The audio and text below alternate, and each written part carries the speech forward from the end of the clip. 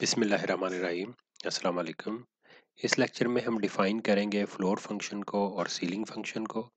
इसके बाद हम सीखेंगे फ्लोर फंक्शन और सीलिंग फंक्शन को ड्रा करना कि इसका ग्राफ कैसा होता है। And at last we define the power function.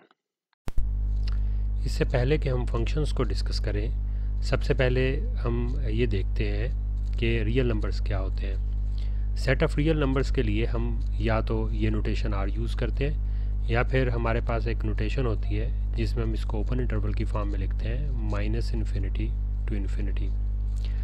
अगर सेट ऑफ रियल नंबर्स की बात करें तो इनको इस तरीके से अपने जहन में रखा जा सकता है कि अगर हम एक इमेजिनरी लाइन ड्रा करें जो कि राइट साइड पे भी बढ़ रही है और लेफ़्ट साइड पे भी बढ़ रही है, मींस कि इसकी लेंथ इनफाइनाइट है, और एक पॉइंट को हम ज़ीरो से रिप्रेजेंट करते हैं।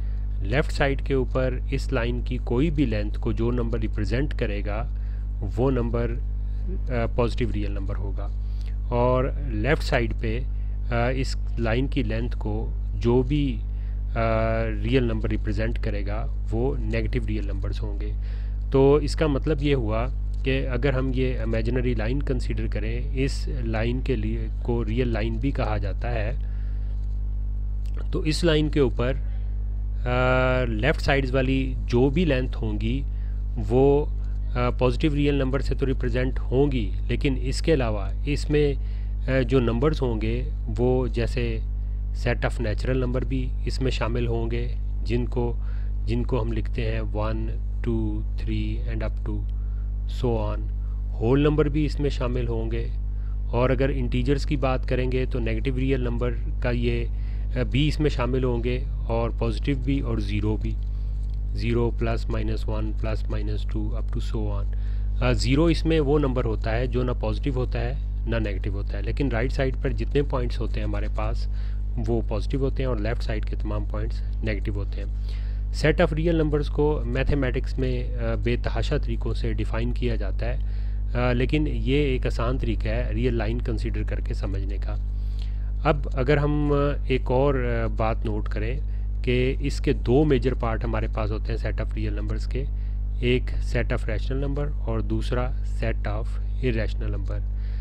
सेट ऑफ रैशनल नंबर्स के अंदर वो पॉइंट हमारे पास शामिल होते हैं जिनको P/Q की फॉर्म में लिखा जा सकता है, सच डैट ये P और Q दोनों इंटीजर्स है और Q नॉन ज़ीरो है।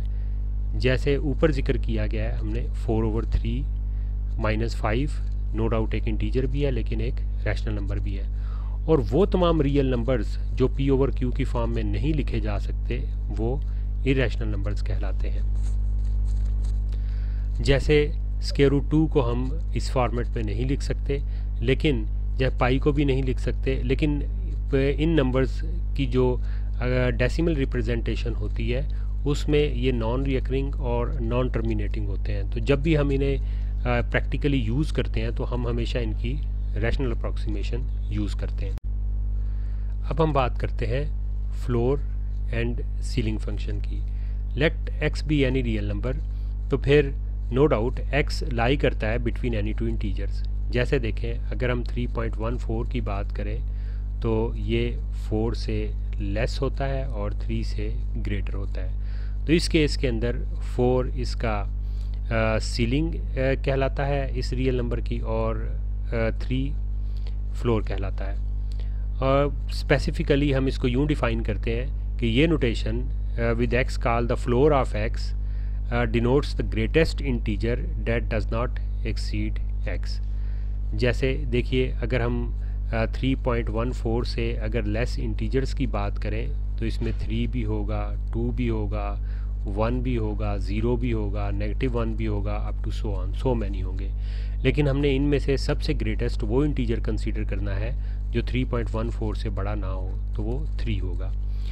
और अगर बात करते कि अगर 3 ही होता, फिर उस केस के अंदर आप नोट करें, क्योंकि हम कह रहे हैं कि अगर इससे छोटे इंटीजर्स की बात करें 3 इटसेल्फ भी आ जाएगा लेस देन इक्वल के केस के अंदर, 2 भी होगा, 1 भी होगा, 0 भी होगा, अप टू सो ऑन। तो क्योंकि हम कह रहे हैं कि ऐसा इंटीजर तो 3 से एक्सीड ना करे, तो वो 3 इटसेल्फ ही होगा इक्वलिटी की वजह से। तो 3 का जो फ्लोर वैल्यू होगी वो 3 होगी। इसी तरीके जो सीलिंग ऑफ एक्स को डिफ़ाइन किया जाता है तो ये होता है least integer that is not less than x.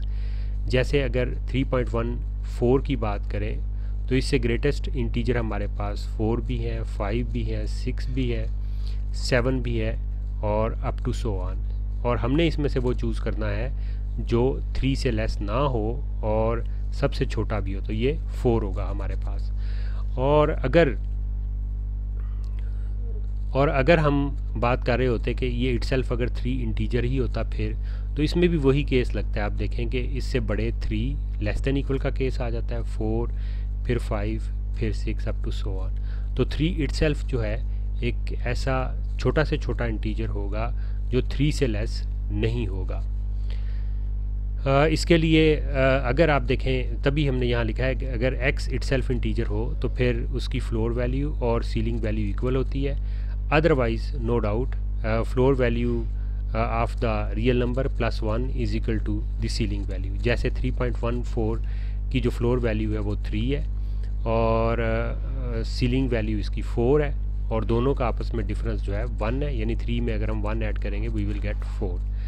नीचे एग्जांपल्स हैं जैसे 3.14 की फ्लोर वैल्यू 3, स्क्वायर रूट 5 जो कि इक्वल होता है अप्रॉक्सीमेटली 2 पॉइंट समथिंग, तो उसके लिहाज से 2 माइनस 5 स्क्वायर रूट 5 की अगर बात करें तो फिर माइनस स्क्वायर रूट 5 हमारे पास इक्वल होता है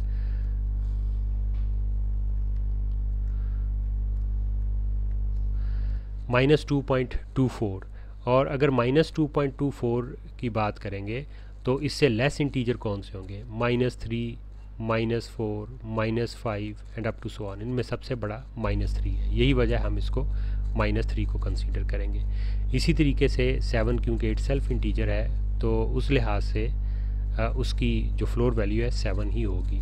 सीलिंग वैल्यू की बात करें तो 3.14 की 4, स्क्वायर रूट 5 की वैल्यू 3, माइनस स्क्वायर रूट 5 की -2, क्योंकि इसमें भी वही बात आ जाती है कि हम बात कर रहे थे कि ये अप्रॉक्सीमेटली इक्वल होगी जो हमने अभी वैल्यू की थी -2.24। तो -2.24 से जो बड़े इंटीजर्स हैं उनमें -2 शामिल है, -1 शामिल है, फिर 0 शामिल है, फिर 1 and up to so on. तो इसमें सबसे छोटा -2 है। इसी तरीके से 7 इटसेल्फ इंटीजर है तो इसकी सीलिंग वैल्यू 7 के बराबर ही होगी। यहाँ पर एक और बात जहन में रखें, जब हम बात कर रहे थे कि -√5 की अप्रॉक्सीमेटेड वैल्यू -2.24 है तो ये उसकी अप्रॉक्सीमेटेड एक रैशनल अप्रॉक्सीमेशन थी, अदरवाइज़ ये एक इरैशनल नंबर है जिसकी वैल्यू जो है वो नॉन टर्मिनेटिंग और नॉन रिकरिंग होगी। अब अगर बात करते हैं ग्राफ ऑफ फ्लोर फंक्शन की, ये इसका ग्राफ है, लेकिन अगर देखें मैं दोबारा से अगर इसे ड्रा करना चाहूँ तो जिस तरीके से हम एक्स एक्सिस और वाई एक्सिस कंसीडर करके ग्राफ ड्रा करते हैं, आप तो इन लाइंस को लगाने के लिए स्केल का इस्तेमाल भी कर सकते हैं। हमारे पास ये पॉइंट जो है 0 0 होगा, ये एक्स एक्सिस और ये हमारे पास फ़र्ज़ करें वाई एक्सिस है। अब अगर ये 1 है, फिर उसके बाद 2 है, ये 3 है, 4 और 5, इस साइड पर ये -1 है, -2 है, -3 है, -4, इस तरफ 1, फिर 2, 3, 4 और इस तरफ -1, -2, -3, -4। अब देखें कि अगर कोई भी हमारे पास रियल नंबर होता और वो बिलोंग करता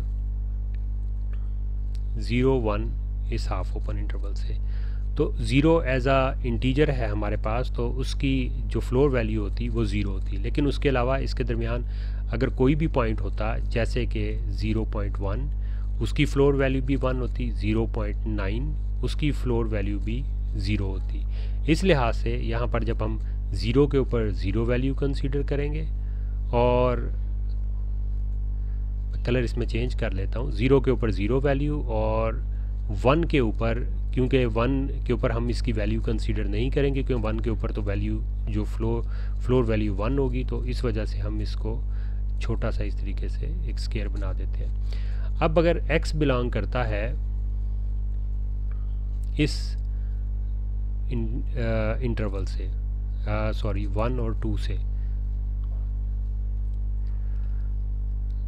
इस साइड पे ये ओपन है, तो फिर 1 के ऊपर वैल्यू तो 1 होगी जिसको हम डॉट की सूरत में कंसीडर करेंगे। इसके अलावा 1 और 2 के दरमियान तमाम वैल्यूज़ पे वैल्यू 2 होगी, लेकिन 2 के ऊपर जो वैल्यू है वो हमारे पास 2 होगी, तो लेकिन इसमें शामिल नहीं होगी, इस वजह से इसको इस तरीके से ड्रा करेंगे।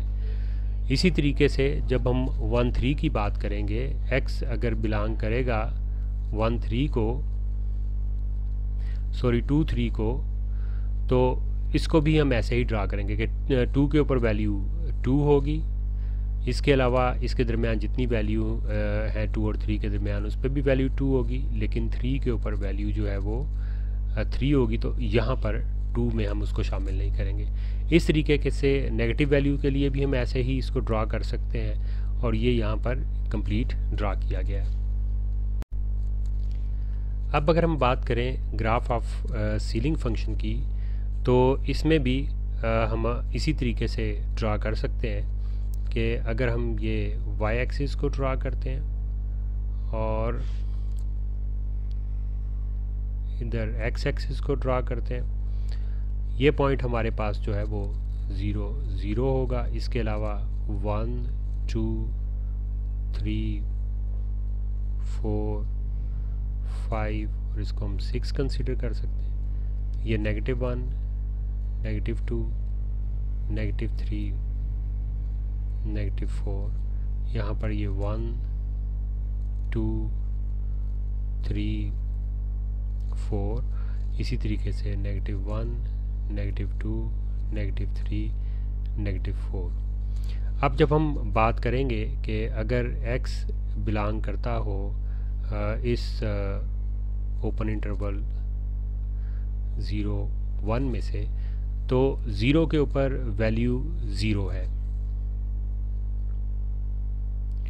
लेकिन इसके अलावा जितने भी दरमियान वाले पॉइंट हैं उसके ऊपर क्योंकि वैल्यू 1 होगी, इस वजह से हमारे पास यहाँ पर 0 के ऊपर 1 नहीं, लेकिन दरमियान में जितने पॉइंट है वहाँ पर 1 और 1 के ऊपर भी वैल्यू 1 होगी।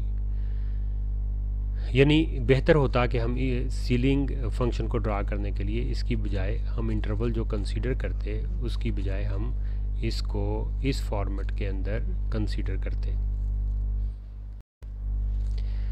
ऐसे ही अगर x हमारे पास बिलोंग करता,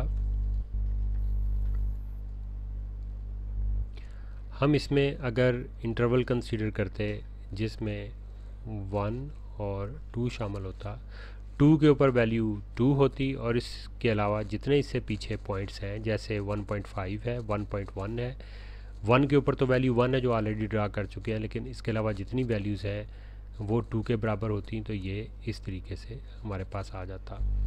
ऐसे ही आप देखें जब हम नेक्स्ट इंटरवल 2 3 कंसीडर कर रहे होते, तो उसमें भी हमारे पास 3 के ऊपर वैल्यू 3, और उससे पीछे जो पॉइंट है उनमें भी 3, और लेकिन 2 के ऊपर वैल्यू 2 होती, तो इधर हम इस तरीके से छोटा सा सर्कल ड्रा कर देते हैं और 2 के ऊपर वैल्यू 2 आ जाती है। यही तरीका इधर नेगेटिव नंबर्स के लिए भी होल्ड करता। हम जब ड्रा करते तो उसका ग्राफ जो है हमारे पास इस तरीके से ऑटोमेटिकली बन जाना था। तो ये सारा तो नहीं हम ड्रा कर सकते, लेकिन जितना विजिबल हो उतना ग्राफ जो है हम ड्रा कर सकते हैं, जो इस तरीके से नज़र आएगा, और ये जैसे कि ड्रा किया गया। आप इसमें देखें कि इसका ग्राफ ड्रा करने के लिए हम यूजुअली कंप्यूटर को इस्तेमाल नहीं कर सकते, क्योंकि उसमें हमें सीलिंग फंक्शन लिखना जो है वो आसान नहीं होता, क्योंकि इसके लिए कोई अलजेब्राइक एक्सप्रेशन तो नहीं है कोई भी, हमारे पास एक नोटेशन है और उसके कोरस्पॉन्डिंग वैल्यूज़ हैं। Now we have the notion of power function. A power function is a function that can be represented in the following form, means f of x is equal to k x to the power p. k भी इसमें एक fix real number को represent कर रहा है और p भी। जैसे कि आप देखें हमने 2x to the power 5, इसी तरीके से 9x to the power pi और 10 to the power 5, x to the power 3, और अगर सिर्फ कांस्टेंट्स की बात करते 5, तो ये भी पावर फंक्शन है क्योंकि इसको लिखा जा सकता है 5x टू द पावर 0। और ये भी पॉसिबल है कि अगर 1 की सिर्फ बात करें तो ये भी एक पावर फंक्शन के तौर पे हम ले सकते हैं, क्योंकि this can be written as x to the power 0। तो इसकी कुछ एग्जांपल्स देखें। एक कांस्टेंट फंक्शन की हम बात कर चुके हैं, x टू द पावर 0 की फॉर्म में लिखा जा सकता है, और आइडेंटिटी फंक्शन x, जिसे जब अकेला x लिखा होता है हमारे पास मैथमेटिक्स के अंदर, तो इसका मतलब होता है कि x की पावर 1 है। 1 एक रियल नंबर है, और इसके साथ अगर आप देखेंगे ये असल में by definition 1 into x to the power 1 है, यानी p की वैल्यू 1 है और k की वैल्यू भी 1 है। बाकी एग्जांपल्स यहाँ पर लिखी गई हैं, जैसे क्वाड्रेटिक फंक्शन है, क्यूबिक फंक्शन है, इस फॉर्मेट में लिखा जाता है। स्क्वायर रूट फंक्शन है, क्यूब रूट फंक्शन है, तो इस फॉर्मेट के अंदर जो है वो लिखा जाता है। ये यहाँ पर स्क्वायर रूट फंक्शन है और क्यूब रूट। और जैसे x to the power half, x to the power 1/3, simply we have one variable, साथ उसके कोई कांस्टेंट हो और पावर ली जाती है, तो those are known as the power functions. तो पावर फंक्शन मिलकर आगे डिफरेंट फंक्शंस बनाते हैं, लेकिन हम फ़िलहाल यहीं पर इसको ख़त्म करते हैं। Thank you very much for your attention.